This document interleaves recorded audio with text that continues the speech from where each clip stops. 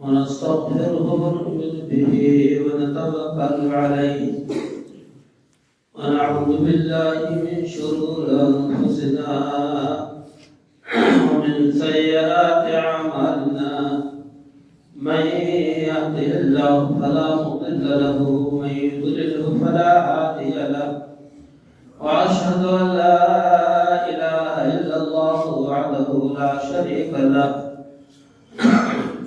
وأشهد أن محمدا عبده ورسوله صلى الله تعالى عليه وسلم. أما بعد فإن خير الحديث كتاب الله وخير الهدي هدي محمد صلى الله عليه وسلم وشر الأمور محدثاتها وكل محدثة بدعة وكل بدعة ضلالة وكل ضلالة في النار. أعوذ بالله السميع العليم من الشيطان الرجيم. بسم الله الرحمن الرحيم. يا أيها الذين آمنوا اتقوا الله حق تقاته ولا تموتن إلا وأنتم مسلمون. يا أيها الناس اتقوا ربكم الذي خلقكم من نفس واحدة وخلق منها زوجها وبث منهما رجالا كثيرا ونساء واتقوا الله الذي تساءلون به والأرحام إن الله كان عليكم رقيبا.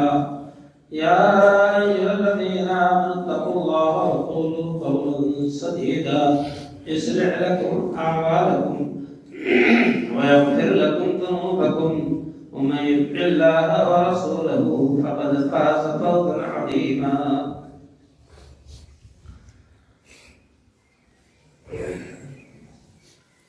قال النبي صلى الله عليه وسلم صلوا كما رأيتموني أصلي.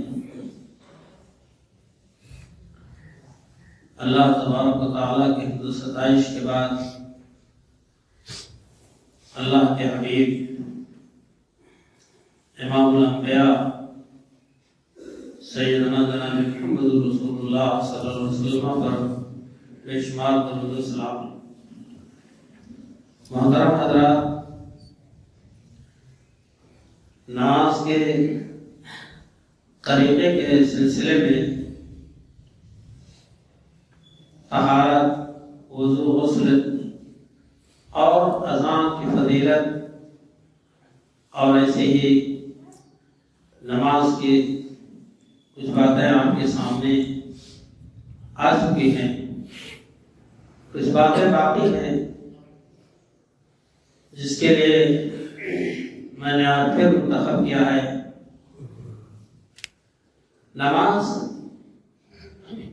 باجماعت پڑھنے کا 25 گنا ثواب زیادہ ہوتا ہے. تنہا نماز پڑھنے سے، دکان میں نماز پڑھنے سے، گھر میں نماز پڑھنے سے 25 گنا ثواب جماعت کے ساتھ نماز پڑھنا ہے.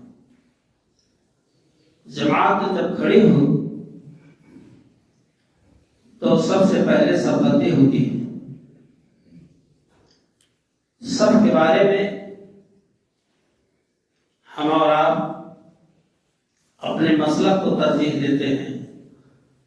نبی صلی اللہ علیہ وسلم کی سنت کو برطرف کر دیتے ہیں، بالا طاق کر دیتے ہیں.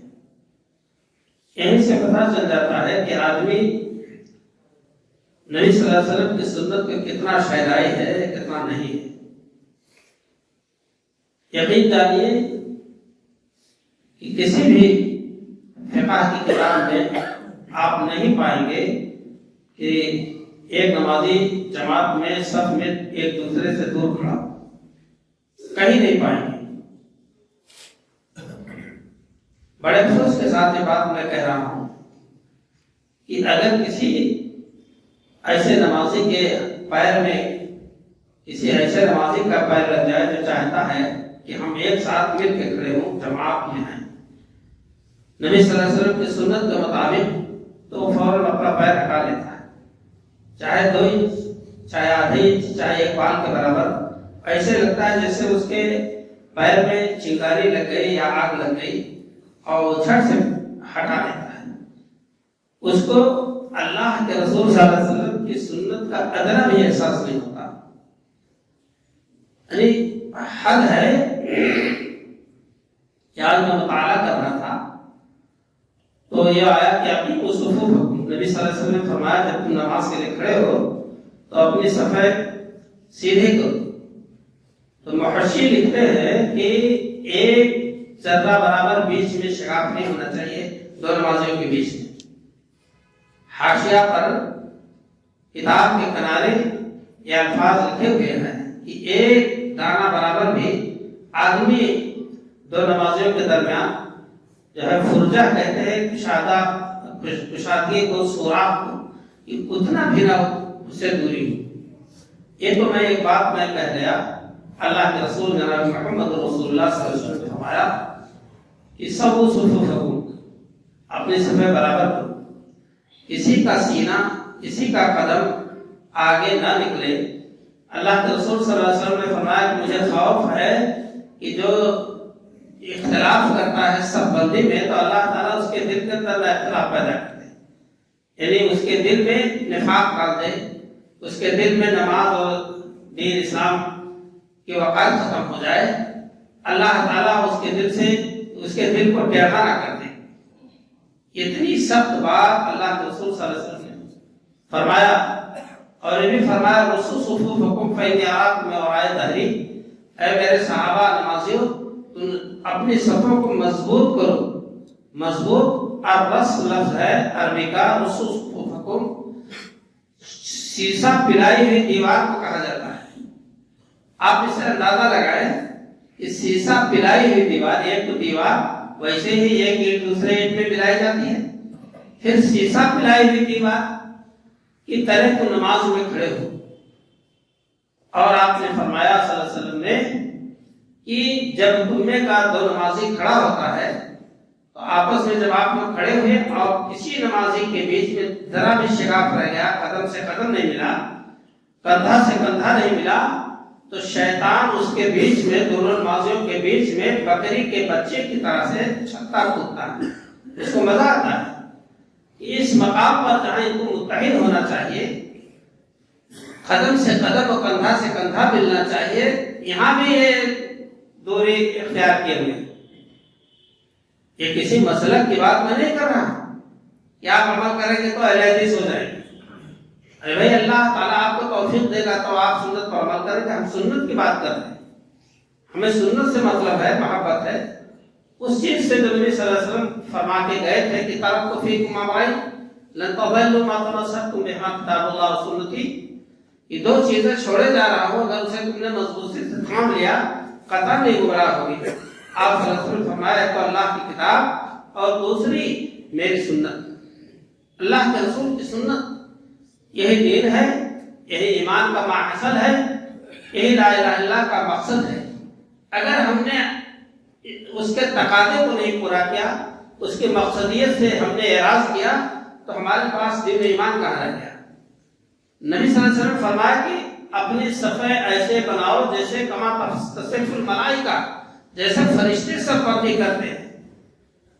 فرشتوں کی سمبندی کو نبی صلی اللہ علیہ وسلم ہی نے دیکھا ہوگا، ہم تو آپ نے دیکھا نہیں ہے، لیکن آپ صلی اللہ علیہ وسلم نے جو مثال دی کما تصف الملائکہ، جیسے فرشتے سب بندی کرتے ہیں کہ مل جل کر مضبوطی کے ساتھ کھڑے ہوتے ہیں۔ آپ صلی اللہ علیہ وسلم نے فرمایا کہ رسوا صفوفکم فإنی أراکم من وراء ظہری، تم اپنی صفوں کو مضبوط کرو، میں تم کو اپنے پیچھے سے بھی دیکھتا ہوں۔ کیا مطلب کہ کوئی نمازی کسی نمازی سے ذرا برابر بھی جدا نہ ہو، قدم سے قدم کندھا سے کندھا ملانا۔ صحابہ کرام رضی اللہ عنہ کہتے ہیں کہ اس حدیث کے بعد، اس فرمان رسول صلی اللہ علیہ وسلم کے بعد یلحق صاحب بمنکب صاحبہ، ہمارے بغل کا ساتھی اپنے بغل کے ساتھی سے اپنے کندھوں اور قدموں کو چپکا لیتا تھا۔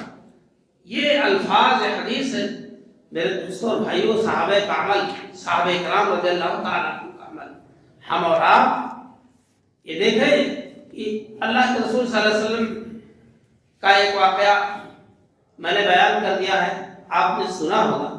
یاد ہوگا، یاد دہانی پر عرض کر رہا ہوں کہ ایک شخص مسجد میں داخل ہوئے اور اس کے بعد انہوں نے اپنی نماز ادا کی، اور رسول اللہ صلی اللہ علیہ وسلم فی ناحیۃ المسجد، آپ صلی اللہ علیہ وسلم مسجد نبوی کے ایک گوشے میں تشریف فرما تھے.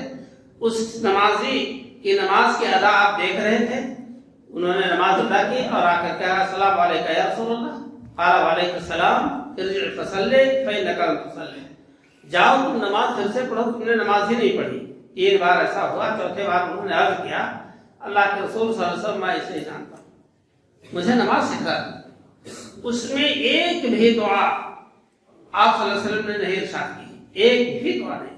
آپ نے فرمایا اذا قمت الى الصلاۃ فکبر، تم نماز شروع کرنے کے وقت تکبیر کہو، تکبیر تحریمہ. اور اس کے بعد ثم اقرأ ما تيسر معك من القرآن، اس کے بعد تم قرآن سے جو تمہیں یاد ہو کچھ بھی، لا انا اعطیناک سورہ فاتحہ جو بھی یاد ہو آسان ہو اس کو پڑھنا. ثم ارکع حتى تطمئن راکعا ثم ارفع حتى تطمئن قائما، تم اس کے بعد رکوع جاؤ یہاں تک کہ تمہیں اطمینان ہو جائے. اس کے بعد کھڑے ہو یہاں تک کہ اطمینان ہو جائے، کھڑے ہونے میں ہر ہڈی اپنے اپنی جگہ پر جوڑ پر آ جائے. اور ثم اسجد حتى تطمئن ساجدا ثم ارفع حتى تطمئن جالسا، پھر سجدے سے سر اٹھاؤ یہاں تک کہ اطمینان سے بیٹھ جاؤ. ثم اسجد حتى تطمئن ساجدا، پھر تم سجدہ کرو اور اطمینان اس میں دو. آپ صلی اللہ علیہ وسلم نے اپنے اس صحابی کو رضی اللہ عنہ کو ایک بھی دعا نہیں بتائی. اس کے بعد کیا اطمینان آپ نے بار بار فرمایا کہ نماز میں اطمینان اور سکونت ہو. ادائیگی کے وقت، نماز کی ادائیگی کے وقت اطمینان ہونا چاہیے. اور ابھی تو باقی ہے وہ بات کہ آپ صلی اللہ علیہ وسلم نے جب نماز کا طریقہ صحابہ کو بتلایا رضی اللہ عنہ کو، یا آپ نے پڑھ کر بتلایا، صحابہ کرام رضی اللہ تعالیٰ عنہ نے آپ کی نماز کو دیکھا اور اس طرح سے ادا کر کے بتایا. آپ صلی اللہ علیہ وسلم نے دعائیں کو وہاں نہیں بتلائی.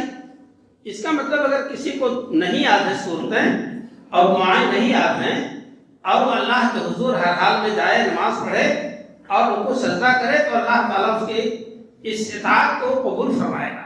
بڑا رحیم و کریم ہے. برادران اسلام، پھر اللہ کے رسول صلی اللہ علیہ وسلم نے جو نماز پڑھائی لوگوں کو، ابو ہریرہ رضی اللہ تعالیٰ عنہ کہتے ہیں اللہ قربان جائیے کہ نبی صلی اللہ علیہ وسلم تکبیر تحریمہ فرماتے نماز میں، اللہ اکبر. وہ تکبیر جس ماں سے نماز شروع ہوتی ہے، پہلی تکبیر کا نام تکبیر تحریمہ، اللہ اکبر. اس کے بعد نیت باندھی جاتی ہے. میرے دوستوں اور بھائیوں، پھر کچھ دیر کے بعد رسول اکرم صلی اللہ علیہ وسلم سورہ فاتحہ کی تلاوت فرماتے ہیں. اللہ کے رسول صلی اللہ علیہ وسلم تکبیر کے بعد تھوڑی دیر خاموش ہوتے. حضرت ابو ہریرہ رضی اللہ تعالیٰ عنہ محدث کبیر، جن کے ہزاروں ہزار روایتیں ہیں احادیث میں، ادب، لحاظ، عظمت رسول کا خیال، ایک سوال درکار ہے تو عرض کرتے ہیں قال ابو ہریرہ بأبی وأنت أمی یا رسول اللہ، کہ میرے ماں باپ آپ پر قربان ہوں. جملہ دیکھیے، آپ صلی اللہ علیہ وسلم کی عزت کو کیسا ملحوظ رکھتے ہیں سوال کے وقت. بأبی انت وأمی، اے اللہ کے رسول میرے ماں باپ آپ پر قربان ہوں. اس کا تو کا بین التکبیر والقراءۃ وبین القراءۃ ما تقول، جب تکبیر تحریمہ کے بعد آپ خاموش رہتے ہیں اور کچھ دیر کے بعد تلاوت شروع کرتے ہیں، اس درمیان آپ کیا پڑھتے ہیں؟ تو آپ نے فرمایا کہ اقول اللہم باعد بینی و بین خطایا کما بعدت بین المشرق والمغرب، اللہم نقنی من الخطایا کما ينقى الثوب الابيض من الدنس، اللہم اغسل خطایا بالماء والثلج والبرد. ایک روایت میں سبحانک اللہم وبحمدک تبارک اسمک وتعالی جدک ولا الہ غیرک. یہ دعا کیا ہے؟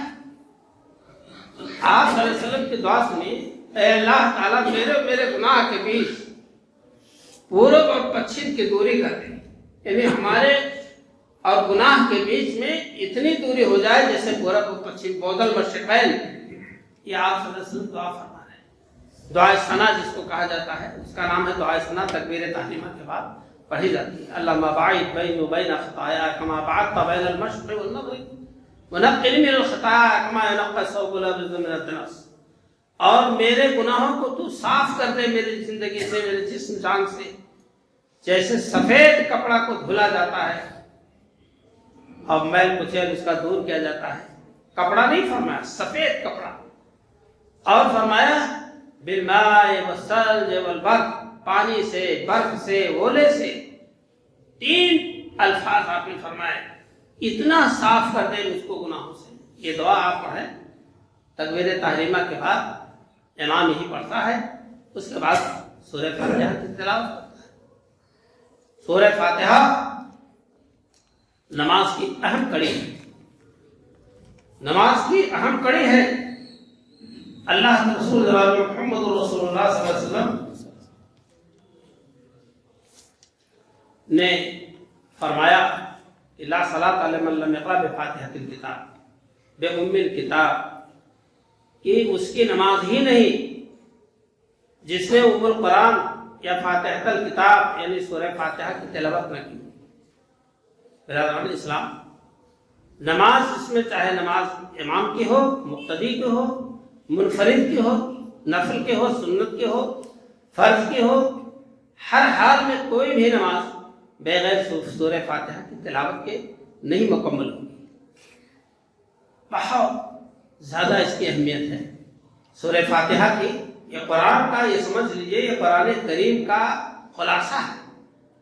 آپ نے اللہ تعالیٰ سے، چونکہ سورہ فاتحہ میں اللہ کی عظمت، اللہ رب العالمین کی تعریف و توصیف اور اس کی حمد و ثنا اور اس کی عظمت و بلندی کا بندہ جب بیان کرتا ہے اور اس کے بعد اپنی سپردگی کرتا ہے، اپنے آپ کو اللہ کے حضور ڈالتا ہے اور اس سے دعا کرتا ہے، 2 چیزیں ہیں، حمد و ثنا، عظمت و بزرگی کے بعد بندہ کہتا ہے اہدنا الصراط المستقیم۔ میرے دوستو بھائی، صراط مستقیم آپ نے مانگی ہے، اللہ سے کہا ہے، عرض کیا ہے نماز کی حالت میں ہاتھ باندھ کر کے کہ اے اللہ مجھے صراط مستقیم کی رہنمائی فرما دے، تو اللہ تعالیٰ نے آپ کو قرآن پاک کے 30 پارے دے دیے۔ انہی 30 پاروں میں آپ کو ہدایت کی ساری باتیں ملیں گی، اور وہ باتیں بھی ملیں گی جن سے اللہ نے ہم کو اور آپ کو روکا ہے، گمراہی باتیں، گناہ کی باتیں۔ میرے دوستوں بھائی، آپ ذرا غور فرمائیں، اس سورہ کا نام سورہ فاتحہ ہے۔ کہتے ہیں کہ ہم لوگوں کو کہتے ہیں کہ مر گیا مردود، نہ فاتحہ نہ درود، جبکہ یہ نہ نماز ابتدا کی حالت میں جو مقتدی ہوتے ہیں وہاں بھی سورہ فاتحہ نہیں پڑھتے، اور نماز جنازہ رکھا جاتا ہے تو وہاں بھی سورہ فاتحہ نہیں پڑھتے، اور جب دفن کر دیا جاتا ہے تو قبرستان میں جاتے ہیں سورہ فاتحہ پڑھنے، اور اس کے بعد ان کے داداؤں کے نام پر فاتحہ دلاتے ہیں۔ جہاں پڑھنا چاہیے وہاں غائب ہے، جہاں اس کی ضرورت نہیں ہے اس کو پڑھنے جاتے ہیں، اور اگر مان لیا جائے وہاں پڑھنے گئے تو وہی تو مردہ لیٹا ہوا قبر کے اندر جہاں سورہ فاتحہ آپ پڑھ رہے ہیں۔ جنازے پہ تو آپ نے نہیں نماز سورہ فاتحہ پڑھی۔ سورہ فاتحہ جنازے کی نماز میں، صلاۃ الخسوف و کسوف کی نماز میں، سورج چاند کے گرہن کی نماز میں، ہر نماز میں سورہ فاتحہ کی تلاوت لازمی ہے۔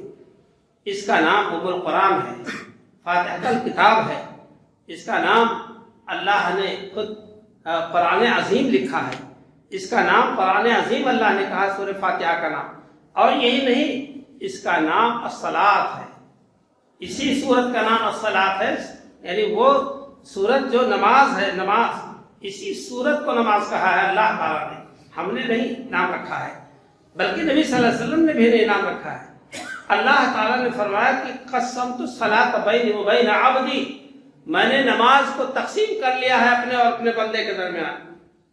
اللہ کہتا ہے اسی سورہ فاتحہ کے بارے میں کہ میں نے نماز کو تقسیم کر دیا ہے اپنے اور اپنے بندے کے درمیان۔ الحمدللہ رب العالمین، جب بندہ اللہ کے حضور کھڑا ہو کر یہ کہتا ہے، ساری تعریفات، ہر قسم کی تعریف رب العالمین کے لیے ہے، تو اللہ کہتا ہے کہ حمدنی عبدی، میرے بندے نے میرے حمد بیان کی، حمدنی عبدی، میرے بندے نے میری حمد بیان کی، تعریف۔ اور جب کہتا ہے وَأَثْنَى الرحمن الرحیم، اللہ کہتا اسنا علی عبدی، میرے بندے نے میری ثنا بیان کی، اس کا بھی معنی وہی تعریف اور توصیف ہے۔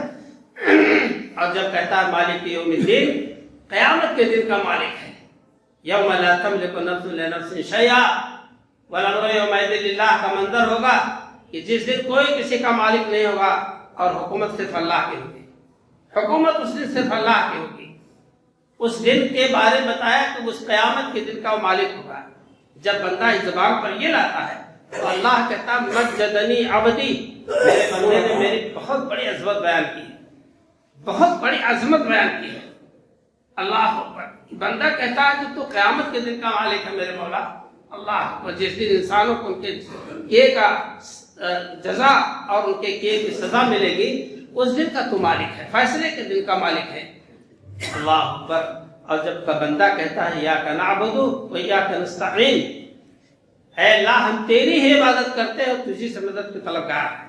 کتنا بڑا بے وفا اور کتنا بڑا یہ فراڈ کرنے والا انسان، جب اللہ کے حضور اس نے اقرار کیا کہ ہم تیری ہی عبادت کرتے ہیں، تجھی سے مدد طلب کرتے ہیں، اپنے دکھ درد میں، اپنی پریشانیوں میں، اپنی حاجات و ضروریات میں ہم تجھی کو اپنا جو ہے مددگار مانتے ہیں اور مدد طلب کرتے ہیں، تو ہی میرا سہارا ہے، میرا کارساز ہے۔ یہ بندہ اقرار کرتا ہے اور جیسے ثواب پھیرتا ہے غیر اللہ کا نام لینے لگتا ہے۔ اللہ اکبر، اس کی توجہ غیر اللہ کی طرف ہو جاتی ہے، دوسروں سے مدد مانگنے لگتا ہے، جنت دوزخ کا فیصلہ دوسروں کے ہاتھ میں دینے لگتا ہے۔ اور اس سے زیادہ بدعہدی کیا ہوگی کہ نماز میں تو اقرار کیا کہ ہم تیری ہی عبادت کرتے ہیں اور تجھے سے مدد طلب کرتے ہیں، تو اللہ کہتا ہے ھذا ما بین عبدی بینی و بین عبدی، یہ معاملہ میرے بندے کے درمیان، اور میں بندے کو وہ چیز دوں گا اس کے بعد جو وہ مانگے گا۔ تو بندہ کیا مانگتا ہے؟ اہدنا الصراط المستقیم، اے اللہ مجھے سیدھا راستہ دکھا دے، سیدھی راہ پر مجھے چلا۔ اللہ، یہ اللہ نے کہا اب بندے نے مجھ سے مانگا ہے اور میں اس کی اس آرزو کو، اس کے اس سوال کو میں پورا کروں گا، دوں گا بندے کو۔ اور وہ کیا کہتا ہے؟ صراط الذین انعمت علیہم، اے اللہ وہ راستہ چلا جس پر تیرا انعام ہوا ہے، مضلین کا نہیں، گمراہوں کا نہیں، بلکہ ان کا راستہ بتلا جو جن پر تیرا انعام ہوا ہے۔ انعم اللہ علیہم من النبیین والصدیقین والشہداء والصالحین وحسن اولئک رفیقا، وہ نبیین ہیں، وہ صدیقین ہیں، وہ شہداء اور صالحین ہیں جن پر اللہ کا انعام ہوا۔ قرآن اٹھا کے دیکھیے، قرآن اٹھا کے دیکھیے، وَمَن يُطِعِ اللَّهَ وَالرَّسُولَ فَأُولَئِكَ الَّذِينَ أَنْعَمَ اللَّهُ عَلَيْهِمْ، کہ جو اللہ اور اس کے رسول کا کہا مانے گا، ان کی پیروی کرے گا، اطاعت کرے گا، وہی لوگ ہیں جن پر اللہ کا انعام ہوا ہے۔ وہ انعامت علیہم میں کون ہے؟ النبیین والصدیقین والشہداء والصالحین، ایسے لوگ نبیوں کے ساتھ ہوں گے، صدیقین اور شہداء اور صالحین کے ساتھ ہوں گے۔ برادران اسلام، تو سورہ فاتحہ یہ قرآن کا خلاصہ ہے، اور بندہ کہتا ہے کہ غیر المغضوب علیہم ولا الضالین، اے اللہ ان کا راستہ نہ چلا جن پر تیری لعنت و پھٹکار ہوئی، جو تیرے غضب کا شکار ہوئی، وہ یہود و نصارہ، وہی تو نصارہ جنہوں نے نبیوں کی قبروں کو سجدہ گاہ بنایا، جنہوں نے عزیر علیہ السلام کو جو نبی تھے ان کو خدا کا بیٹا کہا، عیسائیوں نے عیسیٰ علیہ السلام کو خدا کا بیٹا کہا۔ یہ گمراہی اور سراسر گمراہی کا راستہ تھا جس سے اللہ نے، اور ہر گمراہی کی بات آتی ہے کہ جس سے اللہ نے بندے کو جو دعا دی کہ یہ بندہ دعا کرے اللہ تعالیٰ سے کہ ایسا راستہ نہ چلا جس پر تیرا غضب ہوا، تیرے غضب کے شکار ہوئے، عتاب الہی جن پر ہوا، ایسا راستہ اللہ تعالیٰ نہ چلا۔ ہم یہ دعا کرتے ہیں اللہ تعالیٰ، پھر وہی گمراہی کا راستہ اختیار کرتے ہیں، وہی شراب نوشی، وہی زناکاری، وہی جھوٹ، وہی فرار، وہی ظلم زیادتی، یہ بھی تو گمراہوں کا راستہ ہے، کسی نیک آدمی کا راستہ نہیں ہے۔ نیک آدمی کا یہ راستہ ہو ہی نہیں سکتا جو آج ہم اور آپ اپنائے ہوئے ہیں۔ اس لیے میرے دوستوں اور بھائیوں، ہم اور آپ جو اللہ سے عہد و پیمان کرتے ہیں تو اللہ تعالیٰ سے یہی کہتے ہیں کہ اللہ مجھے سیدھا راستہ دکھا دے، اور وہ راستہ جس پر تیرے نیک بندے چلے اور انعام کے مستحق ہوئے۔ اسی لیے اللہ کے رسول صلی اللہ علیہ وسلم نے سورہ فاتحہ کے بارے میں بہت زیادہ روایتیں بیان کی۔ حدیث ہے حضرت ابو ہریرہ رضی اللہ تعالیٰ عنہ سے مروی ہے کہ انہوں نے بیان کیا کہ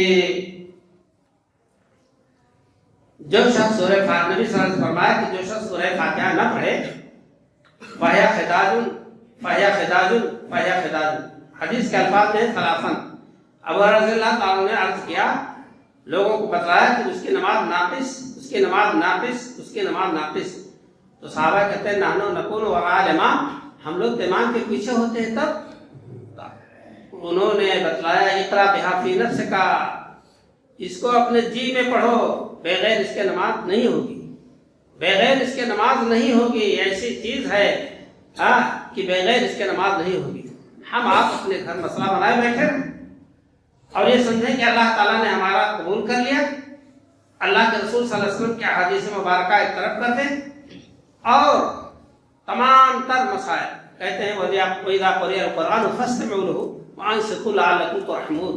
اللہ تعالیٰ نے قرآن میں فرمایا ہے جب قرآن پڑھا جائے تو اس کو سنو اور خاموش ہو۔ تو امام بھی قرآن پڑھتا ہے تو اس کو سنو اور خاموش ہے۔ اللہ کے رسول صلی اللہ علیہ وسلم نے ایک بار ارشاد فرمایا فجر کی نماز میں، لوگ آپ کے پیچھے پڑھتے رہے سورتیں، تو آپ نے فرمایا کہ ما ينازع القرآن، کیا بات ہے میں قرآن میں جھگڑا کیا جاتا ہوں، یعنی ادھر سے بھی پڑھتے ہیں میں بھی پڑھتا ہوں، ٹکراتی ہے آواز۔ تو صحابہ کرام نے کہا ہم لوگ پڑھتے ہیں، تو آپ نے فرمایا کہ لا تفعلوا الا بأم القرآن، سوائے سورہ فاتحہ کے اور کوئی چیز نہ پڑھا کرو، اس لیے کہ ایسی چیز ہے کہ بغیر اس کے نماز نہیں ہوگی۔ اللہ کے رسول صلی اللہ علیہ وسلم نے واضح کر دیا، بات واضح کر دی، فرما دیا کہ قرآن کی کچھ اور صورتیں نہیں تم لوگ پڑھو، لیکن سورہ فاتحہ ایک لازمی چیز ہے، نماز کا ایک اہم حصہ ہے، بغیر اس کے پڑھے نماز نہیں ہوگی۔ تو یہ وَإِذَا قُرِئَ الْقُرْآنُ فَاسْتَمِعُوا لَهُ وَأَنصِتُوا لَعَلَّكُمْ تُرْحَمُونَ دلیل میں پیش کی جاتی ہے میرے دوستوں اور بھائیوں، یہ مکی آیت ہے، مکی آیت کا جواب اللہ نے مکی آیت سے دیا۔ فَقَالَ الَّذِينَ كَفَرُوا لَا تَسْمَعُوا لِهَذَا الْقُرْآنِ وَالْغَوْا فِيهِ لَعَلَّكُمْ تَغْلِبُونَ۔ کفار کہتے تھے کہ جب نبی قرآن پڑھے تو شور مچاؤ، ہنگامہ مچاؤ، کیونکہ قرآن کی فصاحت و بلاغت، اس کے الفاظ کی موزونیت اور اس کی گہرائی و گہرائی اور اس کی جو ہے اہم باتیں مرتب انداز میں جب کانوں کو ٹکراتی ہے تو دل کو چھیڑتی ہے۔ جب شور مچاؤ گے اور کان میں آواز نہیں پڑے گی تو ایسی صورت میں اس کی بات دب جائے گی۔ اس لیے انہوں نے کہا وقال الذین کفروا لا تسمعوا لهذا القرآن والغوا فیہ لعلکم تغلبون، شور مچاؤ تاکہ تمہاری آواز اس کی آواز پر غالب آ جائے۔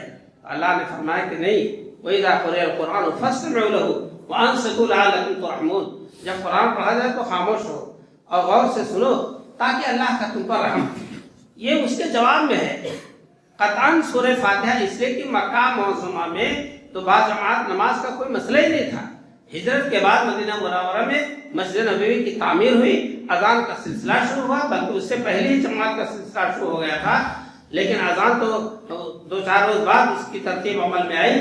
لیکن میں عرض کر رہا ہوں کہ میرے دوستو، میری باتوں کا خلاصہ ان دلائل کی روشنی میں صرف یہ ہے کہ ہماری نمازیں کم سے کم ناقص تو نہ ہوں۔ ایسا نہیں ہے کہ آپ علم دین کے حوالے جب کوئی مسئلہ کریں گے تو نبی صلی اللہ علیہ وسلم کا دامن چھوٹ جائے گا، اور اتنی احادیث کے بعد اگر کوئی بات آتی ہے کہ اذا قرأ الامام فانصتوا، امام جب پڑھے تو خاموش ہو جاؤ، تو بھائی یہ ہوگا کہ امام کی جو قرأت آگے ہے سورہ فاتحہ کے بعد اس پر خاموشی ہم کو کہا گیا۔ اس لیے امام محمد رحمۃ اللہ علیہ جو امام حنیفہ رحمۃ اللہ علیہ کے شاگرد ہیں، وہ خاموش نمازوں میں ظہر، عصر، مغرب کی 1 رکعت، عشاء کی 2 رکعت، ان تمام نمازوں میں کہتے ہیں سورہ فاتحہ مقتدی حال میں پڑھیں۔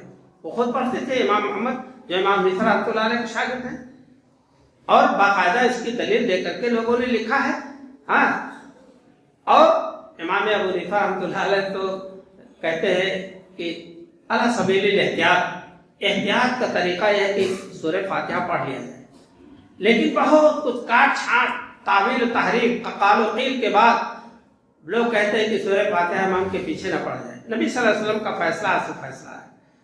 اللہ نے فرمایا کہ وَإِذَا تَنَازَعْتُمْ فِي شَيْءٍ فَرُدُّوهُ إِلَى اللَّهِ وَرَسُولِهِ، جب کسی مسئلے میں تمہارا تنازع ہو جائے، اختلاف ہو جائے، تو اس کو اللہ اور اس کے رسول کی طرف لوٹا دو۔ اللہ اس کے رسول صلی اللہ علیہ وسلم کی طرف لوٹاؤ دو کہ اللہ نے اس مسئلے میں کیا فرمایا ہے.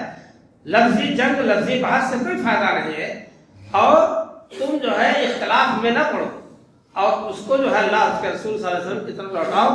احادیث کا مطالعہ آپ کریں گے تو ایسی صورت میں میرے دوستوں اور بھائیوں آپ کے سامنے یہ بات روشن کی طرح کھل کر آ جائے گی کہ سورہ فاتحہ کے بغیر چارہ نہیں ہے.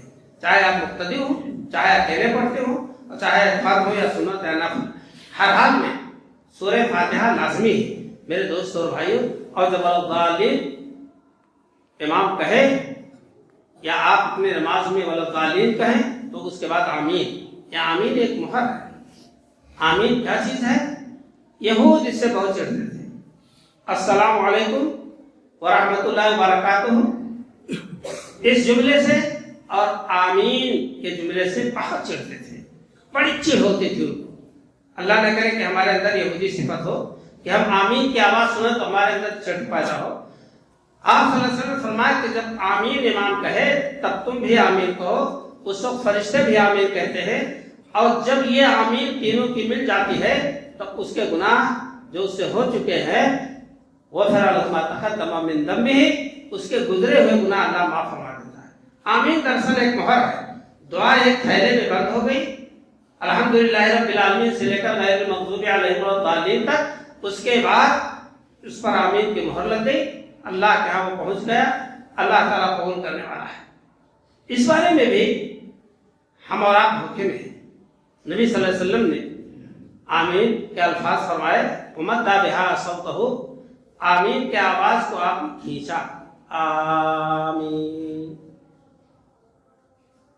ایک روایت میں ہے رفع بها صوته، اپنی آواز کو آپ نے بلند کیا.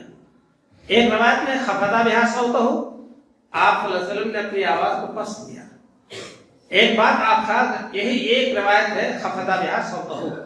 میں ایمانداری سے عرض کر رہا ہوں، مجھے اس منبر سے کبھی بھی نہیں ہو سکتا ہے کہ میں غیر نبی کی بات کو تسلیم کروں اور اسے گھبرا کر کے میں کوئی غلط بات کہہ جاؤں جس سے میری پکڑ اللہ کرے. آپ غور پر فرمائیں کہ مدّ بها صوته، رفع بها صوته، خفض بها صوته، ہر ایک فرمان میں آپ صلی اللہ علیہ وسلم کے صوت کا لفظ ہے. صوت کہتے ہیں آواز کو، صوت کہتے ہیں آواز. آپ پست آواز میں آمین کہیے، سنت ادا ہے. ہمارے اساتذہ کرام نے کہا کہ بھائی ایسے حساب سے آمین کہو کہ تارے بھائی والا سن لیں. تو یہ تو آواز نہیں ہوئی، خسخساہٹ ہوئی، بہرحال آواز نہیں نکلی. حضرت عائشہ رضی اللہ تعالیٰ عنہ کہتی ہیں، ابن ماجہ کی روایت ہے کہ صحابہ کرام والضالین کے بعد آمین کہتے کہ مسجد نبی گونج جاتی تھی. ابھی آپ دھیرے سے سب لوگ کہیں گے آمین آمین تو آواز گونج جائے گی سب کی مل کر کے. یہ نہیں کہ آپ چیخیں. آمین بالجہل نہیں جائز ہے. آمین بالجہل نہیں جائز ہے، جہالت والی آمین چیخ پکار کی. آمین بالجہل جائز ہے. بلند آواز ہو، جتنی حسب حیثیت آواز ہونی چاہیے میڈیم نماز کا جو تقاضا ہے اس حساب سے. تو اللہ کے رسول صلی اللہ علیہ وسلم نے ہم کو اور آپ کو جو تعلیم دی ہے اسی حساب سے ہمارا آپ کا عمل و نماز کے اندر صف کا سیدھا پن، سیدھائی، اور صف میں ایک دوسرے سے مل جل کر کندھے سے کندھا قدم قدم سے ملا کر کھڑا ہونا، اور پھر دعائے ثنا کا پڑھنا، پھر سورہ فاتحہ کی تلاوت. امام زور سے پڑھ رہا ہے، آپ اپنے نفس میں اس کو پڑھیں، زبان ہلاتے رہے. امام جب کہہ رہا الحمدللہ رب العالمین، ایک تو طریقہ یہ ہے کہ ہمارے قاریوں کا الحمدللہ رب العالمین الرحمن الرحیم مالک یوم الدین ایاک نعبد و ایاک نستعین، یہ کیا طریقہ ہے؟ آپ دیکھیے حدیث سے رسول صلی اللہ علیہ وسلم کہ اللہ کے رسول صلی اللہ علیہ وسلم فرماتے الحمدللہ رب العالمین. آپ توقف فرما کے الرحمن الرحیم ہر آیت پر آپ کہتے تھے صلی اللہ علیہ وسلم. ہمارا آپ کا طریقہ قرآن کریم کی تلاوت کا اسی طرح ہونا چاہیے تاکہ مقتدی کو بھی آسانی سے سورہ فاتحہ کی تلاوت کا موقع مل جائے. اس میں بڑا اختلاف ہے علماء کا کیسے کب کس وقت پڑھے، مگر پڑھنے کو ترجیح زیادہ دیا گیا ہے کہ سورہ فاتحہ پڑھے. تو سورہ فاتحہ کی تلاوت آمین بالجہر، اور اس کے بعد رکوع ہے، سجدے ہیں. آدمی رکوع کرے تو اپنے دونوں ہاتھوں ہتھیلیوں پنجوں سے گھٹنوں کو پکڑ لیں، خالی ایسا نہ رکھے، پکڑ لیں، اور اس کو جو ہاتھ ہے کہنیاں اس کو بالکل ایسے حساب سے تان دیں. ہاں، کہ وہ مثلث ہو جائے، تکونا بن جائے، اور اس کی پیٹھ پر اگر پانی کا پیالہ دھرا جائے تو وہ چھلکے نہیں گرے نہیں۔ دوستو بھائی، اللہ کے رسول صلی اللہ علیہ وسلم فرمایا کہ نہ ساتھ کو اٹھائے نہ سر کو جھکائے اتنا زیادہ کہ اس کے رکوع کا انداز خراب ہو جائے، اور اس نے سبحان ربی العظیم سبحان ربی العظیم سبحان ربی العظیم سبحان ربی العظیم سبحانک اللہم وبحمدک رب سبوح القدوس رب الملائکۃ والروح، یہ دعائیں ہیں۔ پھر آپ رکوع سے اٹھتے تو سمیع اللہ لمن حمدہ ربنا ولک الحمد۔ معلوم ہوتا ہے لوگ سر نہیں اٹھاتے پورا کہ سر سجدے پہنچ گئے۔ ارے بھائی نہیں یاد ہے تو سیدھے تو کھڑے ہو جاؤ، رسول اللہ صلی اللہ علیہ وسلم کا فرمان ہے کہ سیدھے کھڑے ہو جاؤ، رکوع سے سمیع اللہ لمن حمدہ کہو اور کھڑے ہو جاؤ، اس کے بعد جب اطمینان ہو جائے تب پھر سجدے میں جاؤ۔ لیکن دعا یاد کر لو ربنا ولک الحمد، اتنا تو یاد نہیں ہو سکتا ہے۔ ایک صحابی نے کہا ربنا ولک الحمد حمدا کثیرا طیبا مبارکا فیہ، نماز کے بعد آپ نے پوچھا کون ہے بھائی جس نے دعا پڑھی ہے؟ تو صحابہ کرام خاموش، چپی سا گئی۔ 3 بار پوچھنے کے بعد اس آدمی نے عرض کیا اللہ کے رسول صلی اللہ علیہ وسلم میں آیا ہافتہ ہوا آیا نماز میں شامل ہوا اور بے ساختہ میری زبان سے الفاظ نکلتے چلے گئے، اللہ ربنا ولک الحمد حمدا کثیرا طیبا مبارکا فیہ۔ کہا 30 سے زائد فرشتے اس دعا اس کے ثواب کو چھپکنے اور لپکنے کے لیے دوڑ پڑے لینے کے لیے کہ اس کا ثواب اللہ تک ہم پہنچائیں گے۔ میرے دوستوں اور بھائیوں، ہماری اور آپ کی ذمہ داری ہے کہ ہم اور آپ سنت رسول کے مطابق ہر ممکن نماز ادا کرنے کی کوشش کریں، اور مسائل کا انتصاب، مسائل کی نسبتیں صرف اللہ کے رسول صلی اللہ علیہ وسلم کی طرف ہونی چاہیے۔ یہ مسئلہ اللہ کے رسول صلی اللہ علیہ وسلم کا فرمان ہے، اگر نہیں ہے تو کوئی گنجائش نہیں ہے کہ ہماری نمازیں قبول کی جائیں۔ اللہ تعالیٰ سے دعا ہے رب العالمین ہمیں کتاب و سنت کو تعلق میں توفیق عطا فرمائے، جو بیمار کو شفا عطا فرمائے۔